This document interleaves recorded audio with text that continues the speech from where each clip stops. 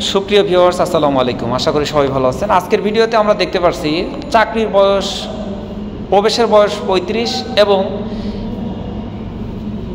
অবসরের বয়স 65। এই মর্মে ফেসবুকে কিন্তু একটি প্রজ্ঞাপন ভাইরাল হয়েছে, যেটা আমরা এখানে উপস্থাপন করছি। সরকারি চাকরিতে প্রবেশের বয়সসীমা 35 বছর এবং অবসরের বয়সসীমা 65 বছরে উন্নীতকরণ।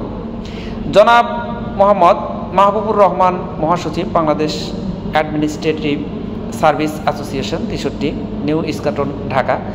এখান থেকে 5 সেপ্টেম্বর 2024 তারিখের নিক অর্থাৎ স্মারকের পরিপ্রেক্ষিতে উপরোক্ত বিষয়ে সরকারি চাকরিতে প্রবেশের বয়সসীমা 35 বছর এবং অবসরের বয়সসীমা 65 বছরে উন্নীতকরণের লক্ষ্যে বাংলাদেশ অ্যাডমিনিস্ট্রেটিভ সার্ভিস অ্যাসোসিয়েশনের হতে প্রাপ্ত পত্র এই মর্মে প্রেরণ করা হলো। কপি সংযুক্ত। এখানে বর্ণিত বিষয়ের সঙ্গে জনপ্রশাসন মন্ত্রণালয়ের কর্মপরিধির সম্পৃক্ততা থাকায় সদয় অবগতি ও প্রয়োজনীয় ব্যবস্থা গ্রহণের জন্য নির্দেশক্রমে অনুরোধ করা হলো। সংযুক্তি 8 পৃষ্ঠা। অর্থাৎ এটা কিন্তু আমরা আজকে দেখতে পাচ্ছি।